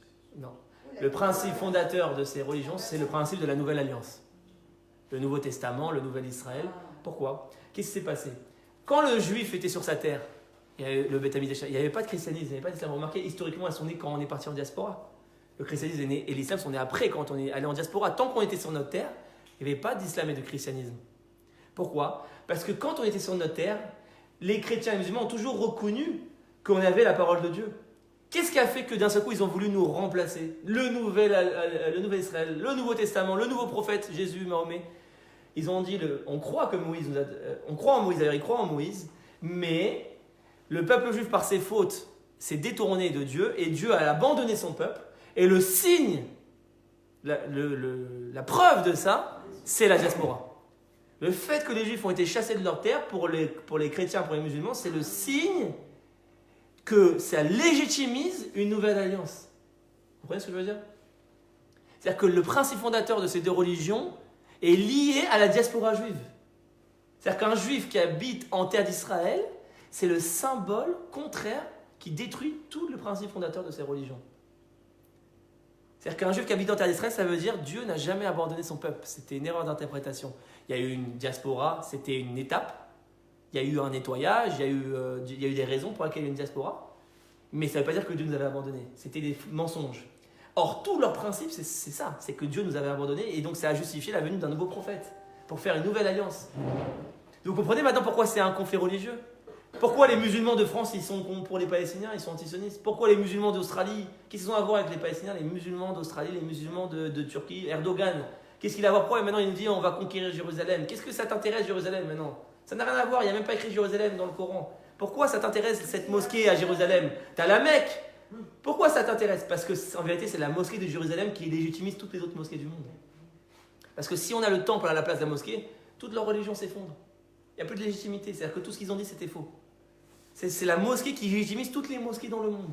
C'est pour ça qu'ils se battent pour cette mosquée. C'est pas un conflit territorial. C'est un conflit ultra-religieux. Donc la solution, selon la Torah, elle est religieuse. C'est-à-dire que le Mashiach, il va combattre l'islam, pas les Arabes. Vous comprenez? Il ne va pas chasser les Arabes, c'est pas un raciste. Il n'est pas contre la race. Il est contre l'idée, contre la religion, contre la croyance. Bon, ça, c'est un sujet encore très très profond. Je vous ai donné une petite clé. Je vous ai donné une petite clé de compréhension. Mais c'est un sujet très profond et politiquement parlant, c'est un vrai problème parce qu'on l'a jamais reconnu ça. Ça fait 100 ans, même Bibi en parle de 2 États. Même Bibi parle de solution à 2 États. C'est-à-dire tu acceptes que c'est un conflit territorial. Personne n'a reconnu le vrai problème du conflit. C'est que c'est un conflit religieux parce que forcément, si tu reconnais que c'est un conflit religieux, ça implique beaucoup de choses au niveau politique. Le problème, c'est qu'il faut que les nations Donc, ça c'est un sujet en soi, Bezrat Hashem, on aura l'occasion d'en reparler. Et dernier point, et après on finit, c'était, on a dit le problème de, donc là on a dit le social, l'économie, le problème politique, etc. Et le dernier point, on a dit la question de la religion, la question de la morale, parce qu'Abraham il a eu peur, est-ce que ses enfants ils font faute, etc. Tout ça, c'est je vous ai donné la clé tout à l'heure, c'est la connexion entre le sionisme et la Torah.